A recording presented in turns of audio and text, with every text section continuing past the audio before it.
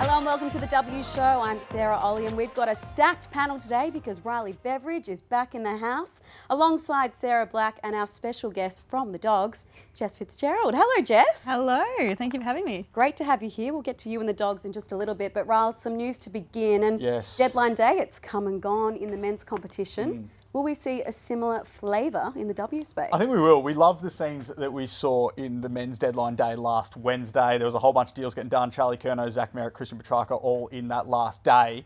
But I think plans are in place now to have a similar event held at Marvel Stadium in the AFLW. So it's still to be formalised, but it's my understanding that all AFLW club list managers will be told that they have to be at Marvel Stadium on trade deadline later this year, just to add a bit of drama to the event. We know what happened last year with the Taylor Harris trade that didn't go through and a couple of others. There were some big moves that did go through. So I think the AFL is hoping to add a bit more drama to the AFLW trade period, and that's the way they see that happening.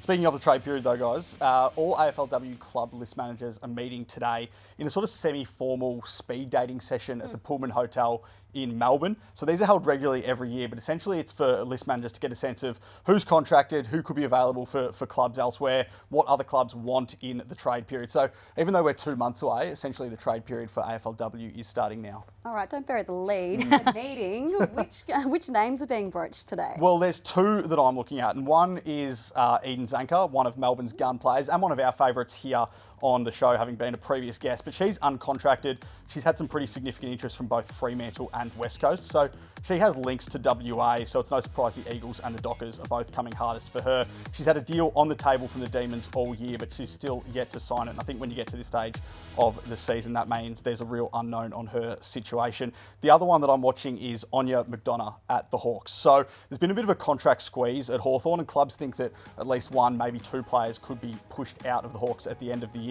And clubs think that Anya McDonough is one of them. She's had a great season. She's kicked 17 goals, but there's been some real significant interest in her from clubs now. And I think that's only going to grow the longer she stays out of contract. So she has become a big watch, and there's no surprise why she's one of the most wanted players in the comp. Two massive names to watch. And speaking of massive names, hello to you, Jess. We're so lucky to have you on because I feel like symptomatic of your team, you are hitting your form now in the back end of the season. Is that a fair assessment?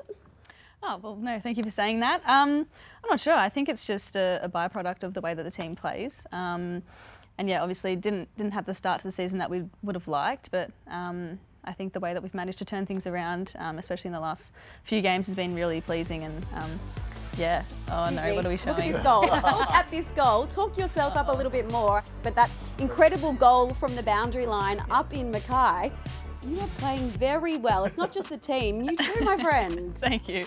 Yeah, no, it's funny. I feel like I kicked a similar one at Witten a few rounds before that. So yeah, Heidi Woodley was screaming for it, and I kind of had a flashback moment. I was like, I will take it from here, I reckon. I'll back myself in. So no, just happy it went through the big sticks, to be honest. Yeah, it's one of those ones, if you burn a teammate, you You've better got to kick it count. yourself.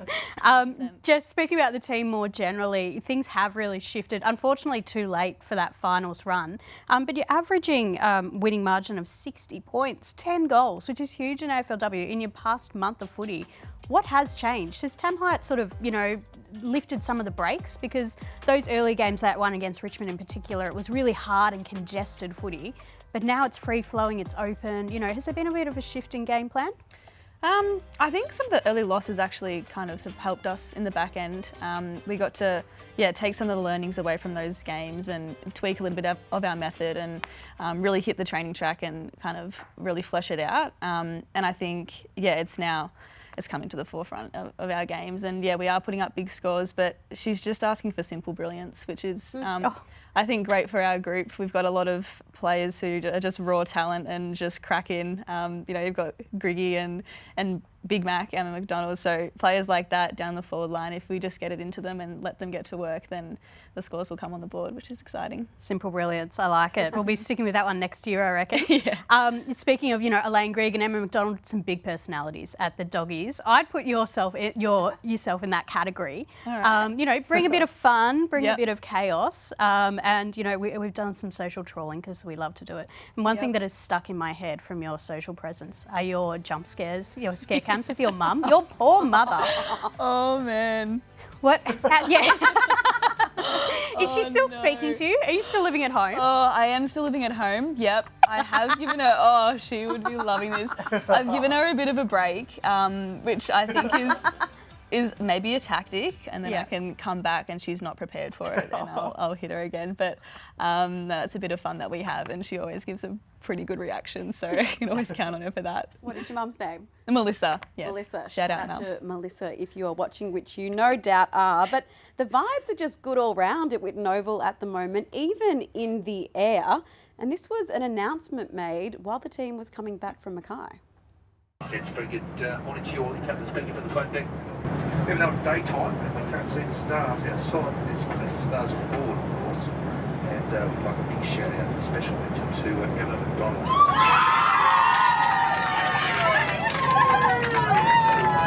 Well done, Emma. Keep up the good work. I'm sure the rest of you will want your names spotted out there in the media channel. So well done.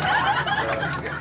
How good is that? The captain getting involved fresh off her 3 goals. Emma McDonald, the Rising Star nominee, I think pick 8 at last year's draft. She is just getting better with every game. Did you call her Big Mac before? Yeah, Big Mac. She's got plenty of nicknames. Nicki Minaj. There's a lot going around. Master. There's too many, but she's an absolute character. Yeah, that's just for her and I. Yeah. Oh, nice. Exclusive nickname. Yeah. Can I ask you about Alice Edmonds? She's been fantastic all season. We were speaking off air around her potential to be an All-Australian ruck this year. As a midfielder in that group, how important has she been for you this year? Oh, she's been huge. Puts in a mountain of work off field, on field, obviously, and yeah, it's lovely getting first access to her hits. So yeah, she's an absolute workhorse, and this year what I've loved from her is she's just demanded more of the midfield as well. And when she does notice she's getting first access, she's like, "Where are you mids? Like, it's time for you to lift," which I really respond to and I love. So yeah, she's kind of taken a bit of ownership about it, and yeah, she is definitely in form, and I love being a part of her team. You've got a couple of big games to finish the year, Geelong this weekend and St Kilda in the last round. I know it's a long shot to make finals, but firstly, do you hold out some hope that you can make it? And if not, do you try and play party pooper? Is that a motivation for you, given that the Cats and the Saints are right in that top 8 mix? Yeah, big time. Yeah, there's always hope. But yeah, I think, we want to leave a mark on the competition, and we don't want to just fade out for the rest of the season. And we kind of want to, however you finish the season, it kind of rolls on into the next season. And I think, 2 teams that are going pretty well, but I think, we can improve the party a little bit. So that's always good fun. But we'll definitely be going into them trying to win games and trying to put ourselves in the best possible position, and, miracles can happen. So, Raz, we just heard about Alice Edmonds, the dominance she's having, what she's demanding from her players in the ruck at the Dogs. But the Hawks, they've got a ruck conundrum, don't they, ahead of finals? Yeah, they certainly do. So Lucy Wales now, I think the belief at Hawthorn is that she will miss the rest of the season, even if they do make it to the grand final in 6 weeks' time. She had surgery on her abdominal over the weekend. She had an appendicitis. She presented to the club in South Australia last Friday with abdominal pain turned into an appendicitis. She got her appendix taken out over the weekend. She was still in hospital in South Australia early this week. So normally it's about 6 weeks till you can get back to your max, but that'd be pre-contact training and everything like that. So I think it's unlikely Lucy Wales does come back this season, even if Hawthorn does go far. But Sarah, what does that do to their premiership chances, and who takes her place in the ruck, really? She's so valuable, Lucy Wales. And unfortunately for the Hawks, their backup option is Jess Fitzgerald, who will miss with concussion this week, coming up against Steph Wales, Lucy's twin. So, they'd be absolutely ruining their luck. They've got the wrong Wales, really. So it sort of looks like Mac Erdley, played a bit of ruck there against Matilda Schultz and in that game against Port Adelaide. And Mac, with all due respect, is a key position player and quite lightly framed. Yep. She tried her best, but she was well and truly outsized. And the other option is Ellie Simons, who's, an 18-year-old draftee who's had quite an injury-interrupted season last year in her juniors. So he's probably not quite at the peak of her powers either. So considering how much Hawthorn lean on Lucy Wales, this is going to be a huge blow, Jess. And what does that do to a midfield structure when you don't have an Alice Edmonds or a Lucy Wales giving it to you on a platter? Yeah, no, it is unfortunate for the Hawks. But yeah, I think when your ruck's so dominant, and not just in the ruck but around the ground as well, it is a bit of a blow. But I think they'd just be thinking next person up. I think that's what all teams kind of think. And you never know, in the absence of Wales, who will really step up and just take ownership of it. So I'm kind of excited to see it. Well, the next person up here on the W Show is Gemma Bastiani. This is this week's Deep Dive.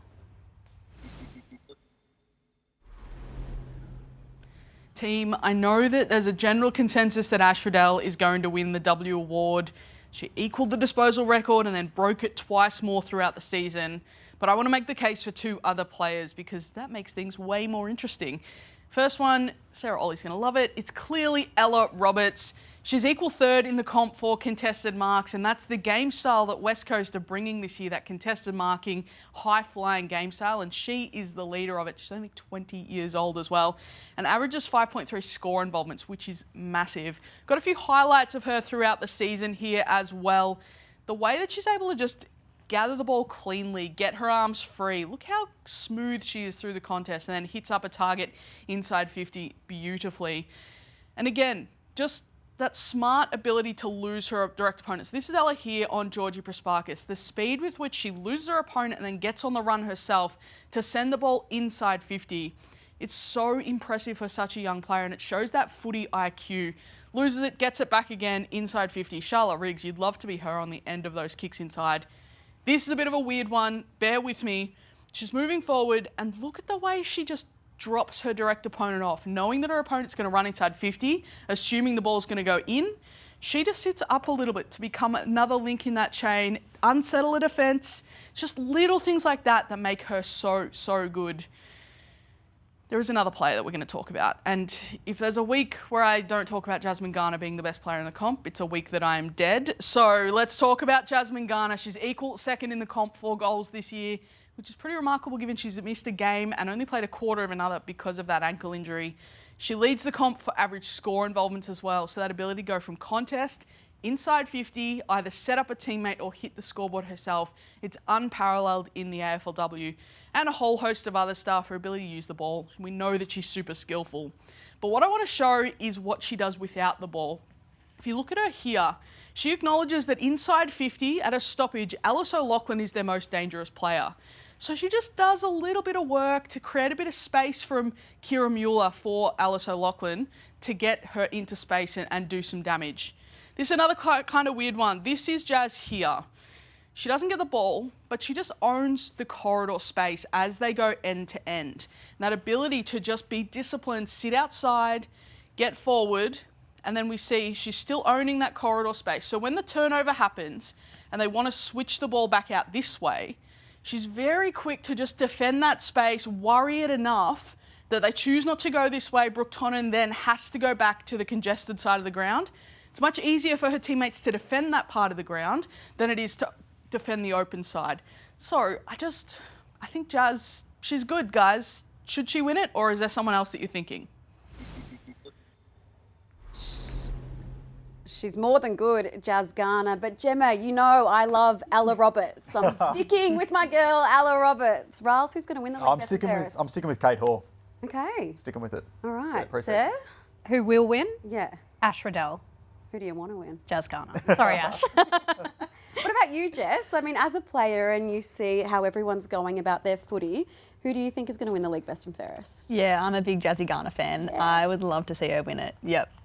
Somehow, she's still underrated. I don't know how, but... do you get that? Like, how is she still underrated? I have no idea. It baffles me. But yeah, she's an absolute freak. I love watching her play. Hate playing against her, but love watching her play. Well, speaking of Jazz Garner, her Roos are gunning for 23 wins in a row. They come up against St Kilda this weekend down in the Apple Isle, and their coach, Darren Crocker, well, he's got a few ideas up his sleeve when it comes to getting his team cherry ripe for the finals, including potentially resting some stars.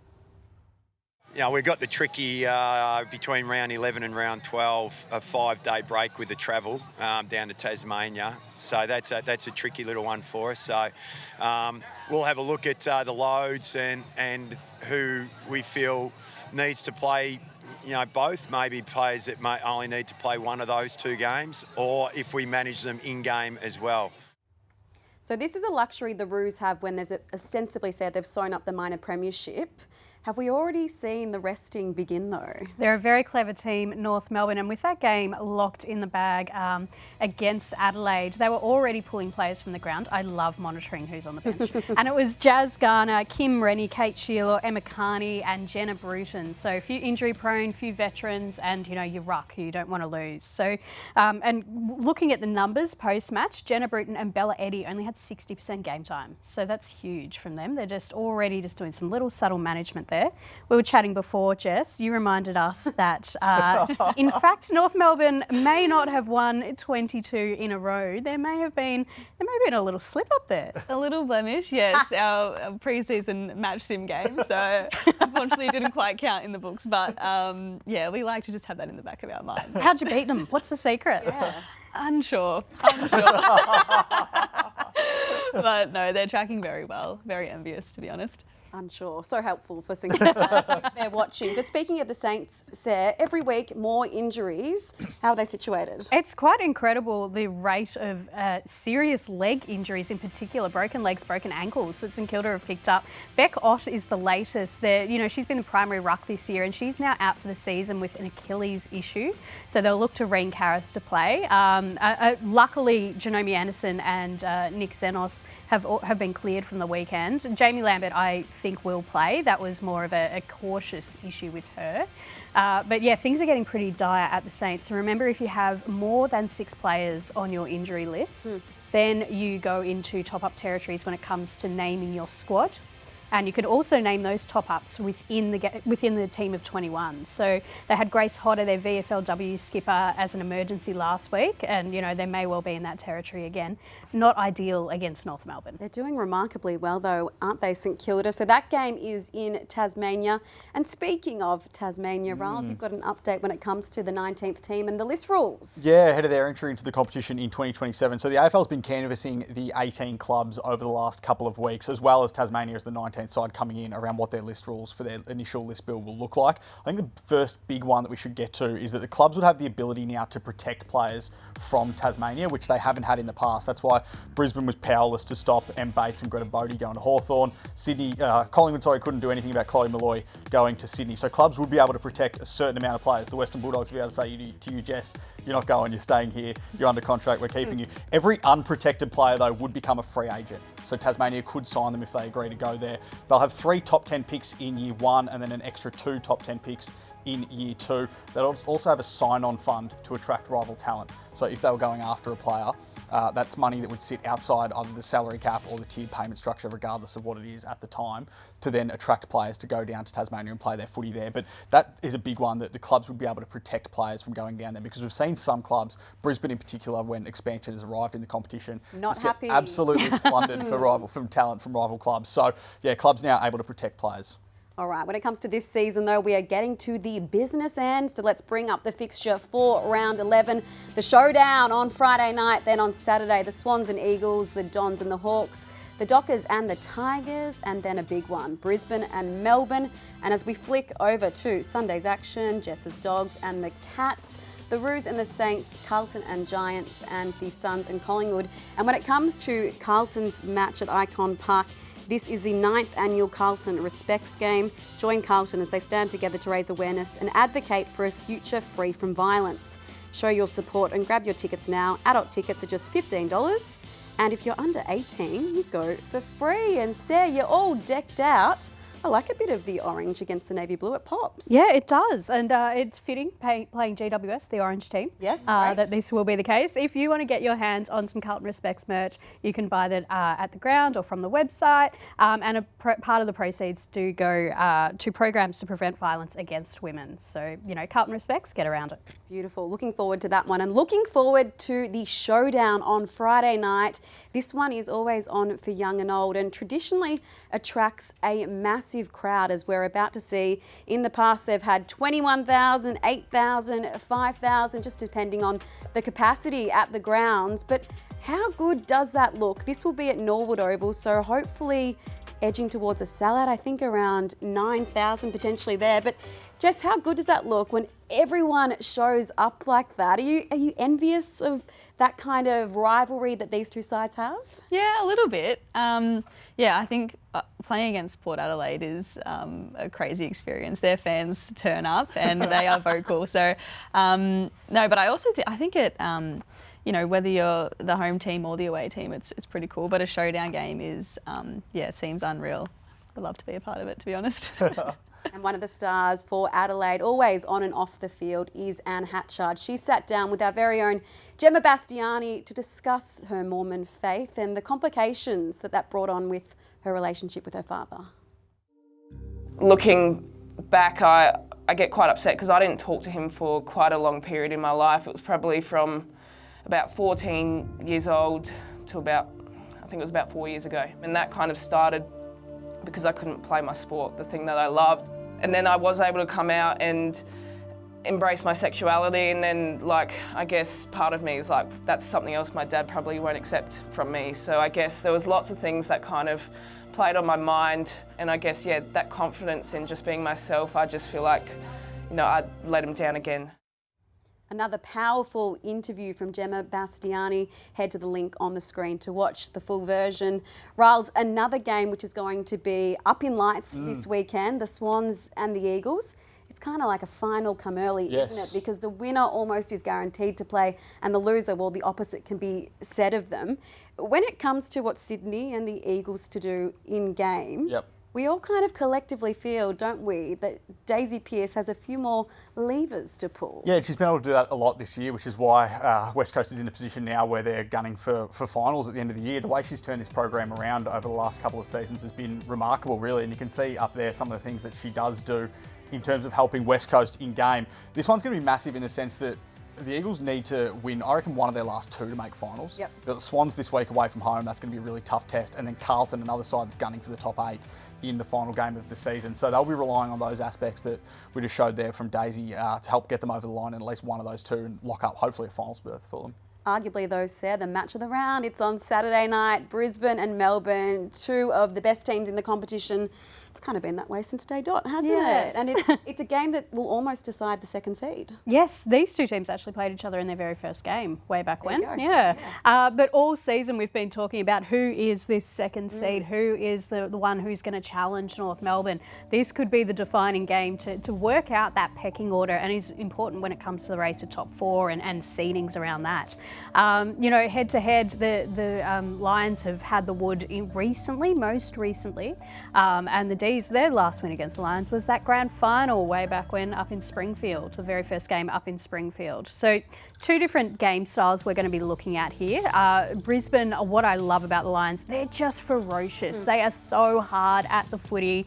They, really love that high pressure game. They've started to evolve and add a few more strings to their bow this year, but their core component is just how tough they are in those contested situations. And then they slingshot, have a big open forward line, and they go from there with Dakota Davidson and Taylor Smith able to get up and relish in that space. The other side of the coin, Melbourne, it's that really run, open style game. They love to switch lanes. They love to flow and connect as one team. Tyler Hanks is a really important part of that. She's just the connector, the energizer bunny running between the arcs. So we're looking at two quite different methods of moving the footy, methods of attack around the ball, and I'm really interested as to which one comes out tops.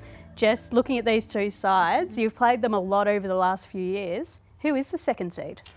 Yeah, I think we played them both early on this year as well, and just reflecting on what one I felt was tougher, I think Melbourne.